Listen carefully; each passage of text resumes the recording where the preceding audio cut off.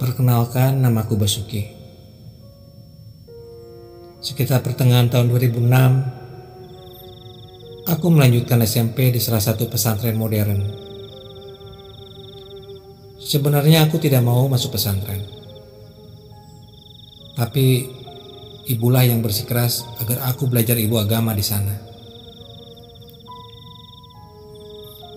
Oh iya, perkenalkan juga teman SD ku, namanya Hadi. Dia juga akan masuk pesantren yang sama denganku.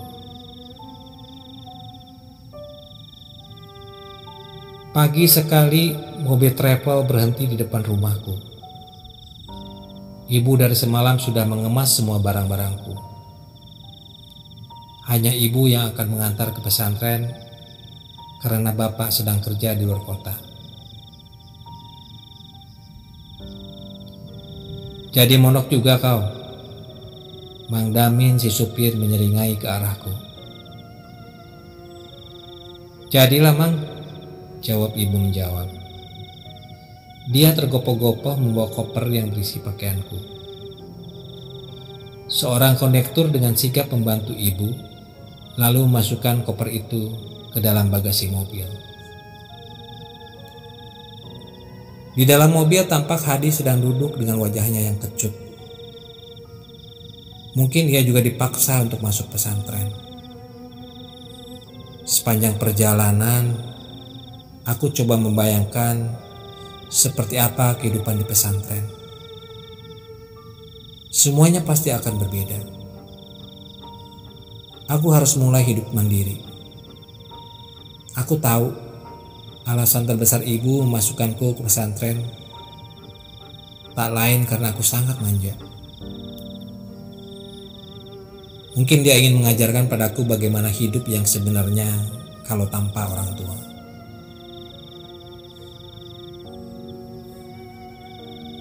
Dua jam perjalanan, akhirnya mobil travel berhenti di sebuah gerbang pesantren yang terlihat usang.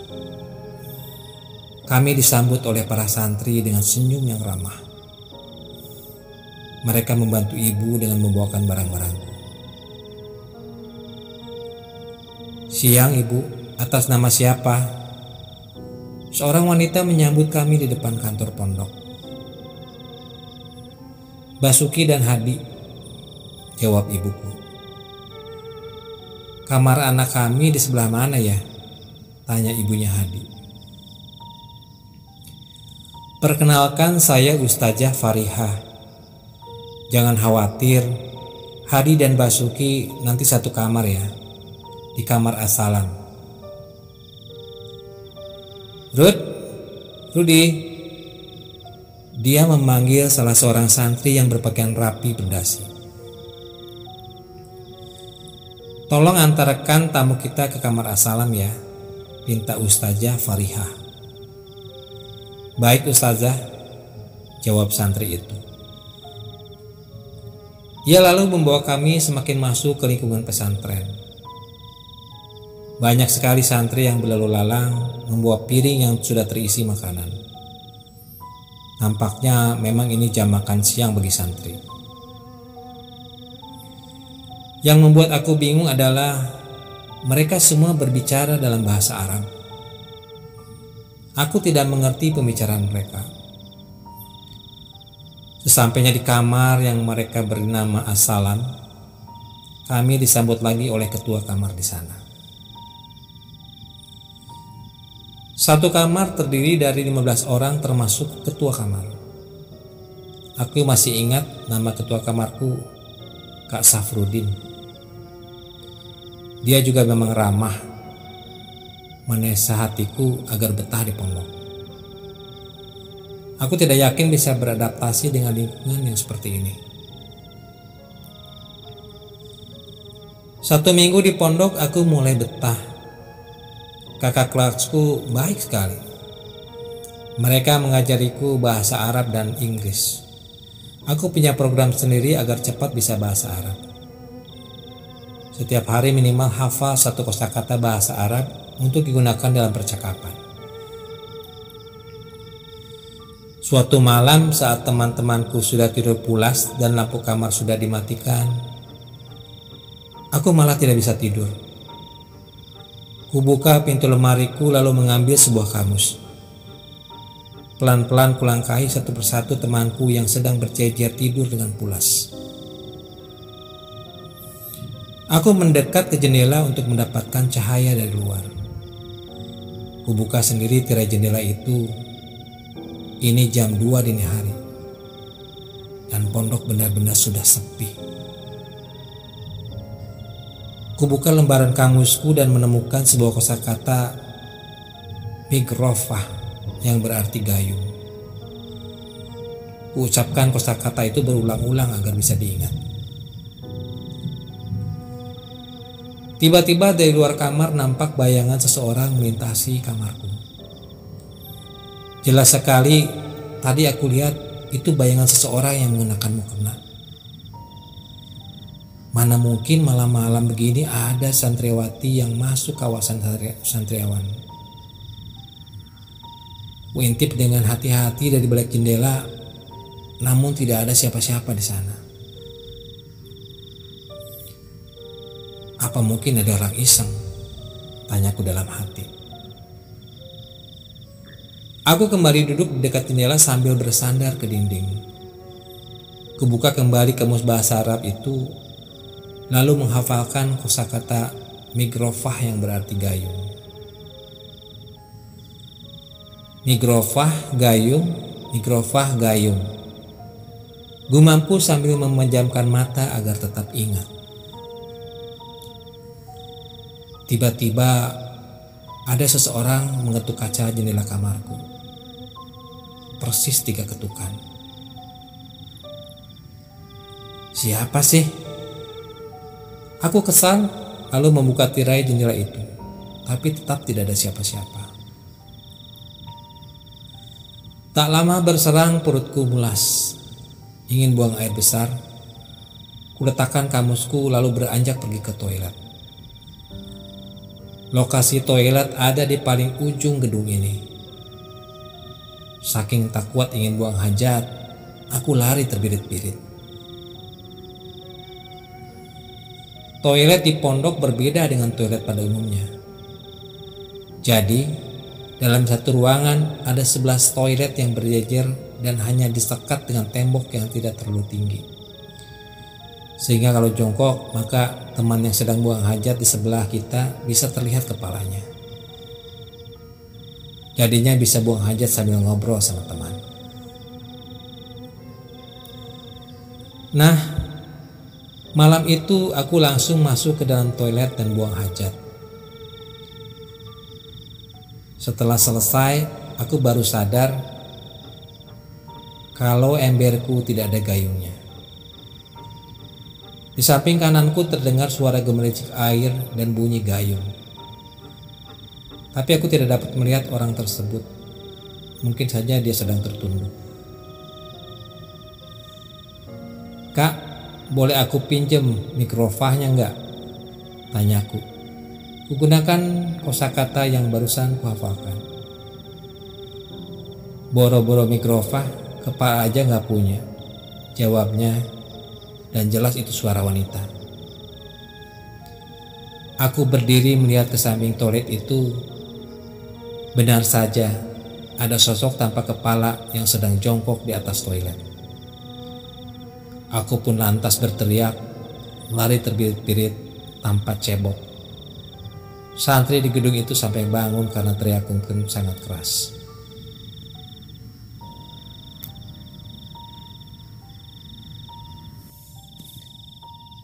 Semenjak kejadian itu, aku tidak mau lagi pergi ke toilet tersebut. Sebagai penggantinya, aku selalu menggunakan toilet gedung sebelah. Cerita tentang hantu tanpa kepala menyebar luas ke semua santri. Mereka bahkan menamai setan itu dengan sebutan Siti Migrofah. Hanya segelintir orang yang percaya akan ceritaku. Banyak santri yang menganggap kalau itu cerita fiktif belaka yang aku jadikan alasan untuk berhenti mondok. Saat ibu dan bapak menjengukku, Kuceritakan semua kejadian itu. Anehnya mereka malah tertawa. Hantu Migrova? Bagus itu. Jadi kamu bisa terus ingat kosakata Migrova. Hantu itu bantu hafalanmu, kata bapak. Iya pak, benar juga. Seharusnya kamu berterima kasih sama hantu itu, tambah ibu. Siang itu kami sedang makan bersama di sebuah saung tempat para orang tua menjenguk anaknya. Ini serius bu, ada hantu di pondok ini. Hantu itu ada di mana-mana, Bas. Kita ini berdampingan hidup dengan mereka. Jangan takut. Kita makhluk paling mulia di muka bumi. Ibu menjawabnya dengan santai. Aku mau berhenti mondok saja, Bu. Bapak malah tertawa lagi. Tuh kan, Bu, ujung-ujungnya minta berhenti. Boleh, ibu mengangguk tangannya sibuk mengupas kulit jeruk. Serius boleh bu, jelas aku sumringah. Tapi setelah 6 tahun, kata ibu, disambut tawa bapak yang terbahak-bahak. Aku pun kembali menampakkan wajah murung.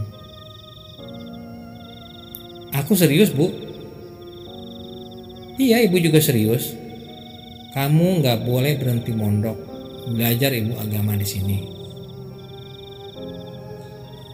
Iya, Bas, jangan berhenti mondok.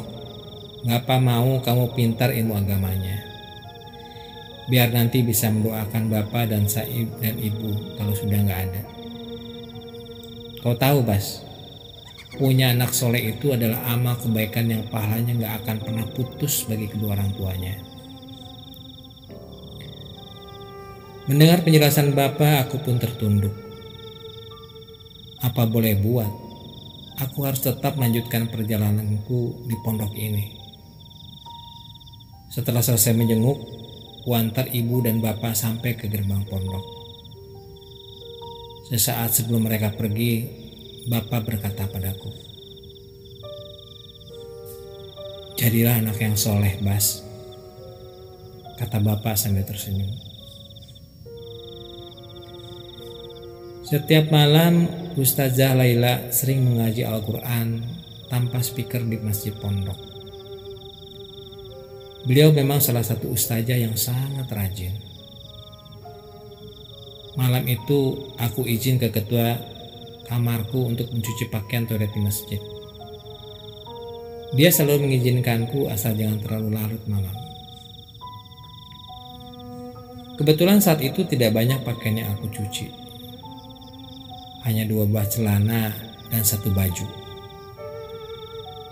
Dari dalam masjid terdengar suara merdu Ustazah Laila. Aku suka mendengar beliau mengaji tengah malam seperti ini. Membuat suasana jadi hangat. Setelah mencuci, kubawa pakaianku ke belakang gedung. Namun di tengah perjalanan, aku bertemu dengan seorang wanita yang berjalan dengan santai sambil membawa Al-Quran. Kebiasaan kamu nyuci baju malam-malam begini, Bas? Itu jelas sekali suara Ustazah Laila. Ustazah?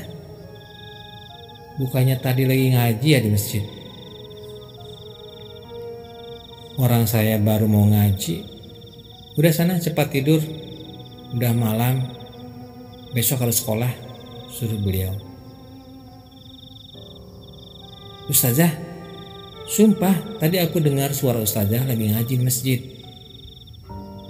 Lalu suara itu terdengar kembali. Itu suara Ustazah Laila sedang membaca surat Al-Ikhlas. Suara itu bahkan terdengar sangat keras, terkesan membentak-bentak. Tuh, itu suara Ustazah. Kuletakkan ember yang berisi pakaian, wajahku kebingungan. Ustazah Laila mengurutkan dahi. Ia mendengarkan suara itu dengan seksama. Astagfirullah, katanya. Ia lalu menghampiri suara tersebut. Aku penasaran dan mengikutinya dari belakang. Dia masuk ke dalam masjid lalu menyebabkan tirai pembatas barisan lelaki dan perempuan. Suara perempuan mengaji masih terdengar keras memenuhi ruangan masjid. Tapi tidak ada siapa-siapa di dalam sana. Walaupun aku dan ustazah sudah masuk ke dalam masjid, suara itu tak mau berhenti.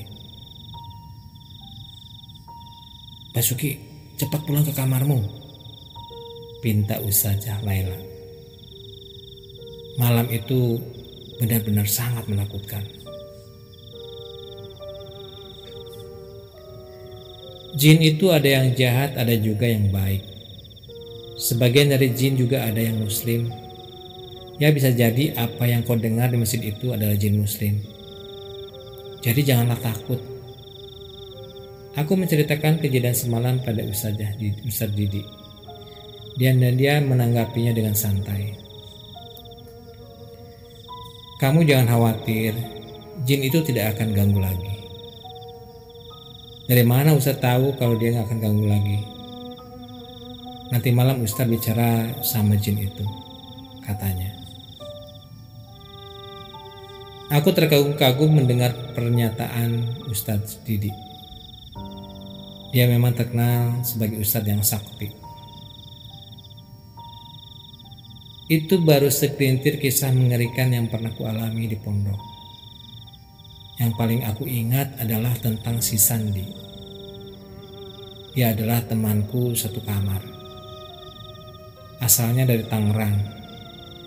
Dia anak yang misterius, pendiam, dan punya tatapan yang mengerikan.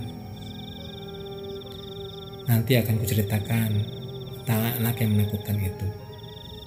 Dan bagaimana dia menjadi penyebab kesurupan massal.